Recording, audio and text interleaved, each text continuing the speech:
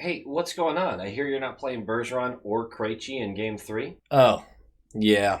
I had to even the playing field a little bit. Even the playing field? Yeah, you're not going to believe this, but the Panthers have been handicapping themselves through the series so far. Oh my god. How do you think they've been handicapping themselves? They haven't played their $10 million goalie in either of the first two games, and he's been healthy. So I figured, show a little respect. Don't play Krejci, don't play Bergeron. Let's kind of even the playing field a little. Yeah. Do me a favor. Real quick, just go to Bobrovsky's stats this year. Yeah, okay.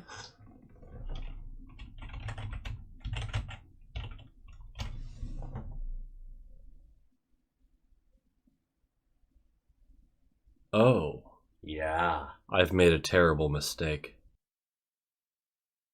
Low quality fans! High quality Bruins team that is a dub! I know you feel better. I know you do, because I feel better. Somehow winning fixes all. You know? Someone should coin that phrase. That's a pretty good one. It's fantastic. It's a fantastic result. It's a great game outside of the very tail end and most of the beginning. I'm going to get into the specifics of it, but for about 35 minutes of this game, we got to see what we expected from the start of game one. Obviously, we've been missing key pieces and things like that, but the amount of relief I felt 5 minutes into the second period that this team still had that level to go to. And was it their peak level that we've seen this season? Absolutely not. But again, some pretty big pieces were missing. But just to know that they still had that in them. I didn't think it disappeared. At the end of the last video, I talked about my confidence in the team, and I still believe this team is going to make a real run and everything like that. Just game two was bad. It was bad. It was bad. But start a second period for this game.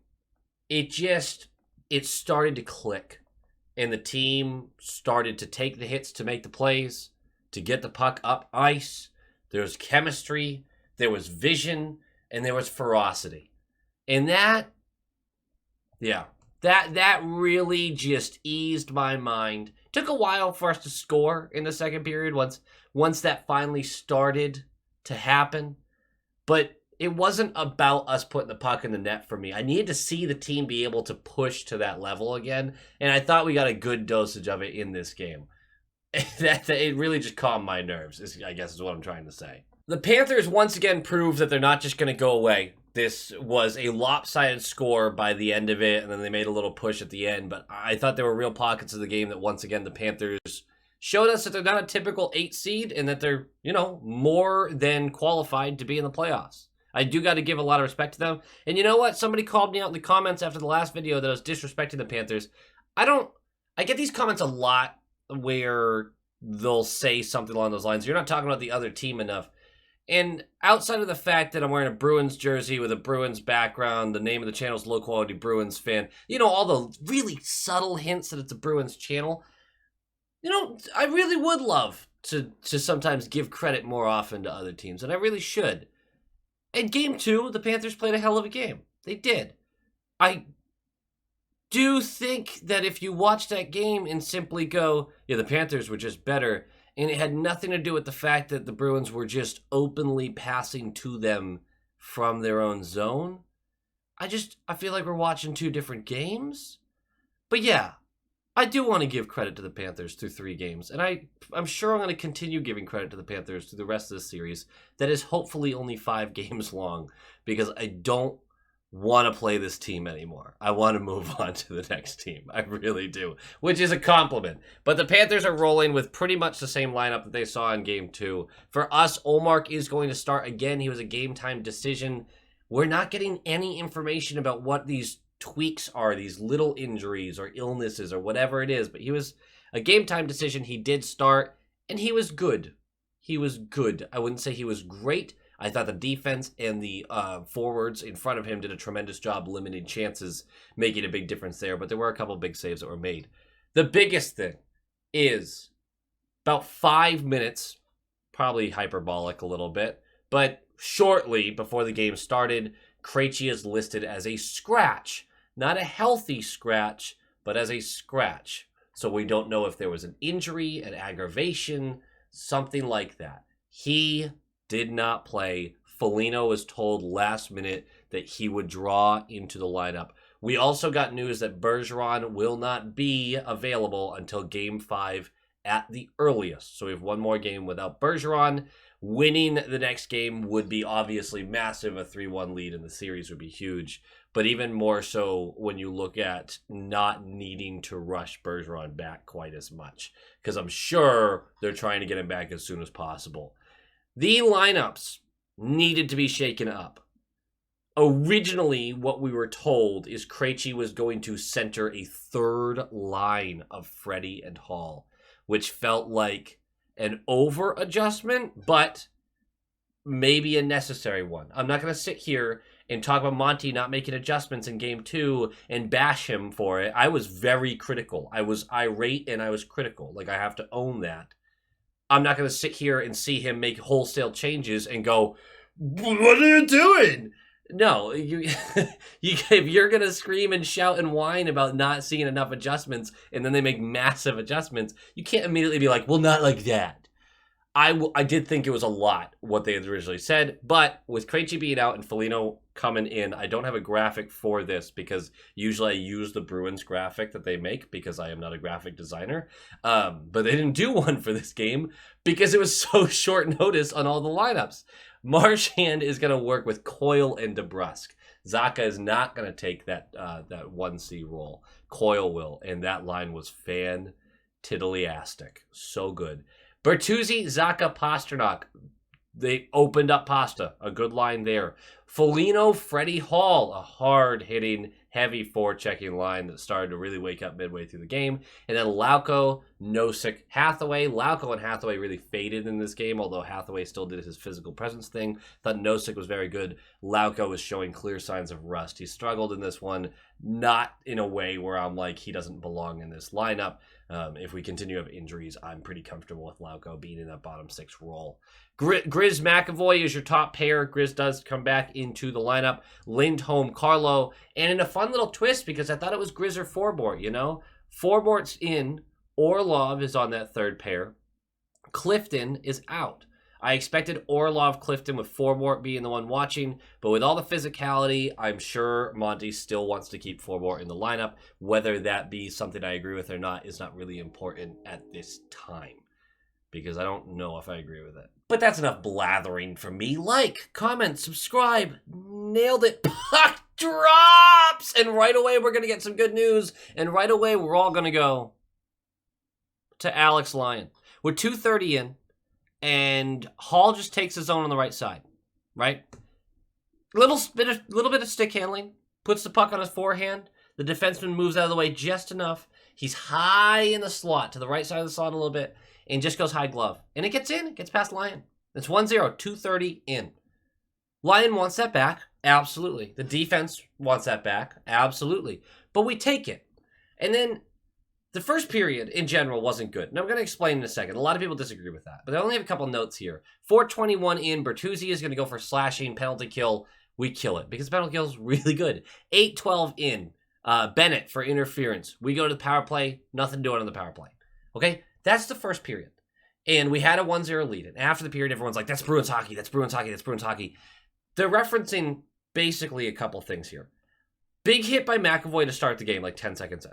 And I was pretty critical of McAvoy through a large portion of this game because although physically he's been there, and he's been there all series physically, I think, his puck work, his passing, his vision, it's been nowhere close to what we're used to from him. But also he started to get a lot more comfortable through the game as well. He has not been the player we expect him to be. The physicality is great. I'm not saying I don't want the physicality, which a lot of people took me... people just decide you're saying something even if it has nothing to do with your statement.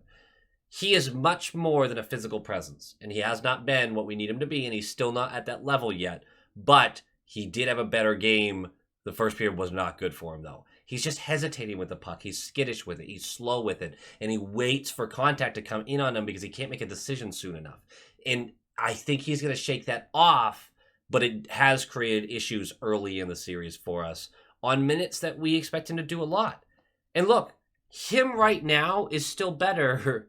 Like, that's still a number one defenseman, don't get me wrong. It's about talking about the standard a guy has, about a standard that he's set, and he's not at his standard. And I think that's okay to point out. Regardless, the first period, we end it, we have a 1-0 lead. Everyone's like, Bruins hockey! Here's the problem. And I'll bring up the heat map here. I tweeted this out too. We didn't create shit that period. We had one big chance where Frederick missed the net twice from the slot. The heat map that I just showed was a representation of shots, so those don't count as shots if you miss the net. And I don't really count them either that much if you're not even getting it on net. Yes, you had that scoring chance, don't get me wrong, but that's the only thing we created, and you went wide on it, high and wide. The first period was not good. We had a 1-0 lead. Our defense was very capable, very strong, but there has to be a creation of offense, and there wasn't that. And so after the first period, when that's not a good period. And a lot of people really disagree with that. I don't think those people are like dumb or weren't watching or anything like that, because the overall vibes of the game were much better. Don't get me wrong. I can see why the feeling is different. You're up a goal. The team seems to be like moving the puck a little better, but completely held to the outside in the offensive zone. And we were still turning the puck over in our zone. We were quicker to collapse to prevent any scoring chances when we did it. We were slow to get the puck up ice. There were a lot of things that first period that even with the lead, I was continuing to worry. It didn't build any confidence in me, and I think that's fair. And the second period starts, and we're 3:30 in, and this was an encapsulation of what I was so frustrated about. And this was the last play I remember before the team started to play like I expected them to play. It's a 3-on-2. And Pasta forces the pass. It gets pushed away. It wasn't a great play by Pasta, but it's fine. It gets moved to the corner. And from the opposite side of the offensive zone, Bertuzzi comes in to create a forecheck, to perform a forecheck. And he creates a turnover. He pushes the puck away from that player into an empty area, but he's 1v3. He's not able to get back to that puck in time. And Zacha and Pasta didn't go for an immediate change. If my memory serves, that puck got bumped away and they kind of backed off, watching for a second. Bertuzzi's going in and then went off. If you're going to have one player come from the opposite side of the ice to lay a forecheck down. Now, I know sometimes you do this as he's like, all right, I'm already over on this side, so I can go for a change if this doesn't work. What's the point, though, if you're going 1v3 and you have zero support on the forecheck? Zero. If you do that consistently, the only two things that are certain to happen are that forechecker loses that battle and never actually goes 1v3 and gets the puck and scores, ever. Or keeps the puck in, for that matter. And he's always going to be late to the back check, because then they're going to force the puck up and he's got to chase or go back to the bench and someone else has to jump in. I just thought it perfectly encapsulated, like, I don't know where our forecheck had gone for so many periods of play. And there was no continuation of offensive possessions, because you would have one chance and everyone would be playing so high in the zone, having three guys at the blue line, that the rebound was automatically corralled by then, and the forecheck wasn't quick enough, and then they're back the other way. It was just a perfect encapsulation of what I thought wasn't the winning formula. And then we turned it on. And the team changed. I don't know what changed. Well, I do know. But it mentally didn't make sense that all of a sudden, the forecheck's on time. The eyes are up ice. The clearances out of our zone are working. An adjustment was made, or a mentality change, something. Because all of a sudden, the Boston Bruins decided to play like we had seen them play for 78 out of 82 games through the season. They were the Boston Bruins again, even without their top two centers. And we're 6 minutes in. It's a face-off win by Coyle, who had another great game. And the boys go to work. The shots are 5-0 in this period so far. And it's a great puck movement shift, which results in a nice board battle win by Marchand when it looks like we were about to turn it over. He is going to skate his way off the wall, go above that right circle, and he's going to fling this in on net. And Coyle is taking the hits and manages to get inside in front of Lyon, get the tip, and beat him blocker side. And that is 2-0. Hall got the easy flub shot 3 minutes in, and then Coyle fought for a playoff goal. And I saw people saying that it ain't pretty, but it works. Buddy, that's the playoffs. We don't give a fuck how good a goal looks.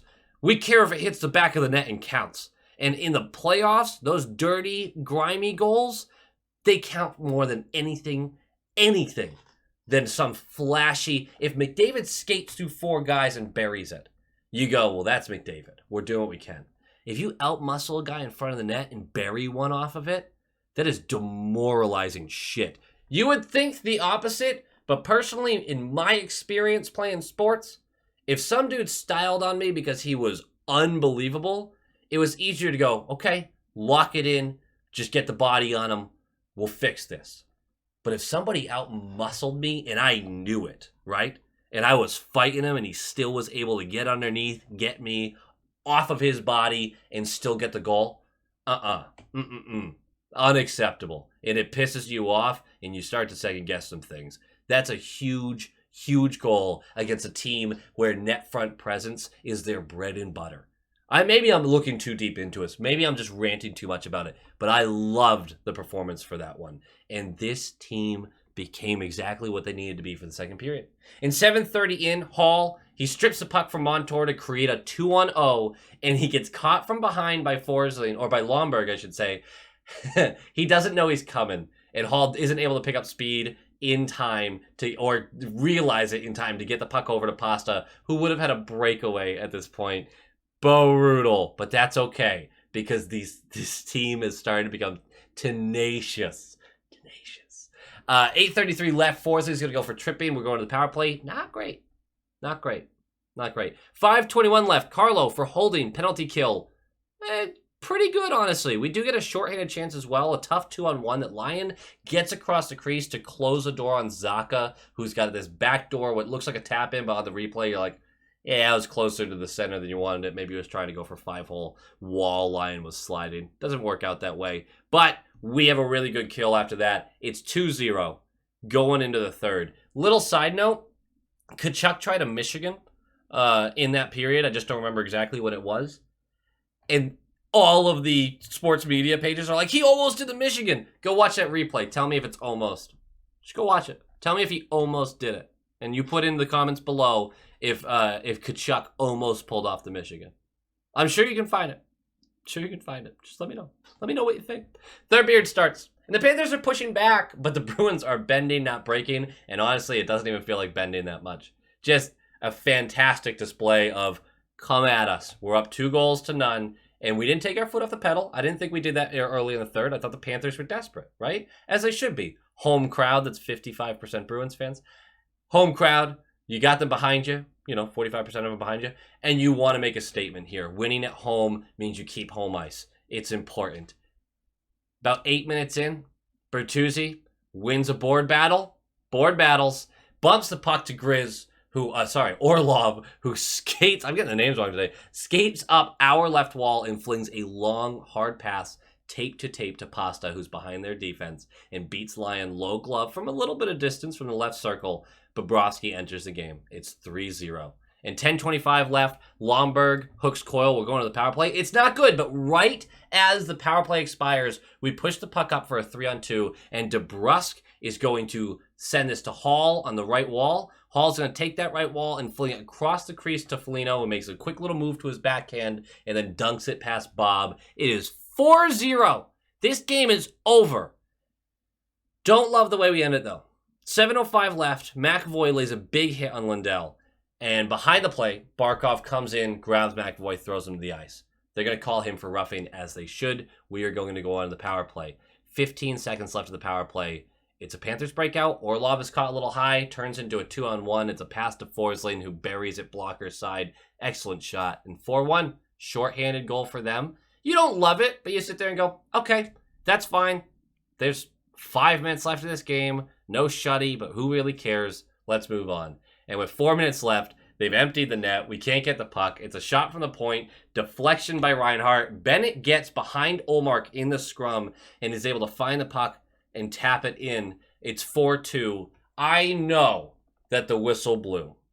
There is a continuation of play rule where if it is very clear the goal would have been scored and the goalie never had it, that they can deem that a real goal. I know that call went against us a couple weeks ago.